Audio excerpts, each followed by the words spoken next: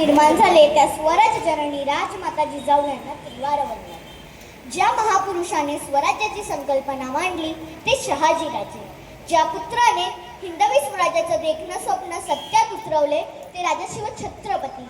आणि ज्या वारसदाराने आपल्या रक्ताचा शेवटचा थेंब सांडेपर्यंत हे स्वप्न आपल्या खांद्यावर लिहिल्या पेलले ते स्वराज्य रक्षक धर्मवीर छत्रपती संभाजी महाराजांना प्रथमच मानाचा मुद्रा. नमस्कार, मी आराध्या सुनील फोनकर जिज्ञासर. मी आज आपल्यासोबत छत्रपती शिवाजी महाराजांचे चरित्र थोडक्यात मांडण्याचा प्रयत्न करणार आहे. इतिहास घडवणाऱ्या माणसांना इतिहास विसरू शकत नाही.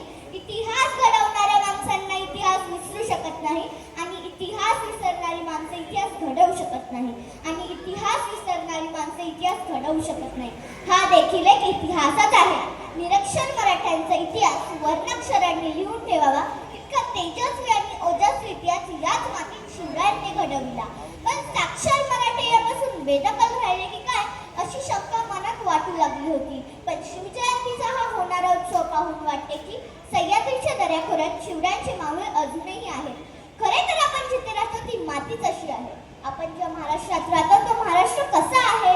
महाराष्ट्र म्हणजे मराठी मनाचा मावळ मातीचा, भक्तीचा आणि शक्तीचा पैलतीराचा महाराष्ट्र, धगधगता इतिहास असणारा निधड्या छातीचा पोलादी मनगटाचा महाराष्ट्र आणि गरजा महाराष्ट्र म्हणणाऱ्या स्वाभिमानी मराठ्यांचा अभिमान महाराष्ट्र, माझा शिवबाचा महाराष्ट्र. कोणी एकेकाळी हाच महाराष्ट्र गुलामगिरीच्या विळख्यात निश्चित पडला होता. नव्हता धर्माचा अभिमान की नव्हता स्वराज्याचा स्वाभिमान. अशा वेळी घुमला एक विजय झालो. सह्याद्रीच्या दऱ्याखोऱ्यात जे झोपले होते ते खारकन जागे झाले, जे जागे होते ते चालते झाले आणि चालणाऱ्यांच्या खांद्यावर स्वराज्याचे निशाण आले. स्वराज्य निर्माण व्हावे ही तर श्रींची इच्छा दौडू लागली होती. ज्यांनी 50 वर्षांच्या आयुष्यात 750 वर्षांचं पारतंत्र्य फक्त 30 वर्षात संपवलं. इतक्या अल्प काळात घडलेली जगात अशी कोणती दुसरी क्रांती नाही. हे फक्त महाराष्ट्रात घडले आणि शिवरायांनी मावळ्याच्या मदतीने घडवले. हे मावळे म्हणजे काय प्रशिक्षित फौजा नाही. रानावनातली डोंगरदऱ्यातली तुमच्या माझ्या पूर्वजांची ही सर्व पराक्रमाची गाथा होती. महाराज दक्षिण विजयाच्या निमित्ताने आंध्र प्रदेशला गेले असताना श्री शैल मल्लिकार्जुन ज्योतिर्लिंगाचे दर्शन घ्यायला गेले.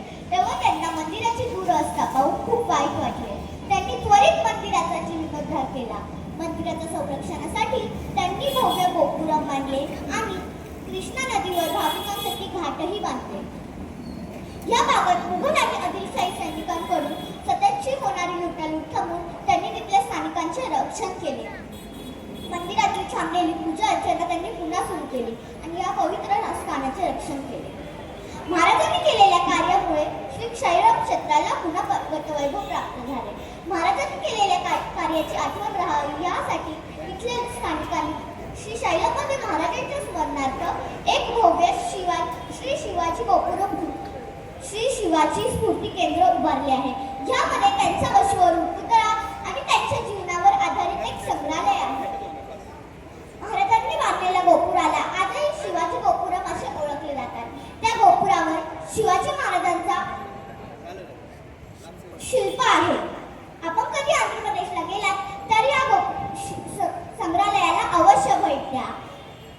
श्री शैलमध्ये महाराजांनी पेरलेल्या दूरदृष्टीचे फळ राजाराम महाराजांना रायगडावरून जिंजीला जाताना मिळाले. यामुळे मुघलांना राजाराम महाराजांना पकडणे अशक्य झाले. महाराजांनी श्री शैलम आणि तिथल्या परिसरात केलेल्या कामांमुळे तिथल्या लोकांची मने जिंकली होती आणि याच निष्ठेतून तिथल्या लोकांनी ढाल बनवून राजाराम महाराजांचे संरक्षण केले आणि त्यांना बुद्ध मार्गाने सुरक्षित जिंजीला पोहोचवले. महाराज दक्षिणमध्ये असताना श्री शैलम ते जिंजीपर्यंत जे जाळे विणले होते त्याच बळावर राजाराम महाराजांनी मुघलांना 8 वर्ष झुंजवले. महाराजांची दक्षिणेकडील धार्मिक आणि लष्करी गुंतवणूक संकटकाळी राजाराम महाराजांचे आणि स्वराज्याच्या प्राणरक्षणाची साधन होती. हे दोन्ही प्रसंग आपल्याला खूप काही शिकवतात. आयुष्यात दूरदृष्टी असणे खूप महत्त्वाचे आहे, कारण आजची गुंतवणूक भविष्य सोबत असते. तसेच जातीभेद विसरून संघटित होऊन अतिक्रमण कसं रोखायचं आणि आक्रमण कसं कंट्रोल लावायचं आणि स्वतःचे धर्माचे आणि मातृभूमीचे रक्षण कसे करायचे ही शिकवण महाराजांनी आपल्याला दिली आहे. आज आपण सर्वजण भगव्या पेटीखाली एकत्र बसलो आहोत. आपलं कुळ आणि देवळातला देव सुरक्षित आहे, हे फक्त महाराजांमुळे. अशा या कल्याणकारी राजाची जीवन ज्योत 3 एप्रिल 1680 रोजी रायगडावर मालवली आणि स्वराज्य पूर्ण झाले. आजकाल नावापुढे राजे लावण्याची फॅशन आली आहे, पण शिवजयंतीच्या निमित्ताने मला सर्वांना सांगावेसे वाटते की नावापुढे राजे लावून राजे होता येत नाही. यासाठी कर्तृत्व कसे असावे लागते. असे असते तर जिजाऊने शिवबाचा जन्म होताच त्यांचे नाव शिवाजी राजे ठेवले असते.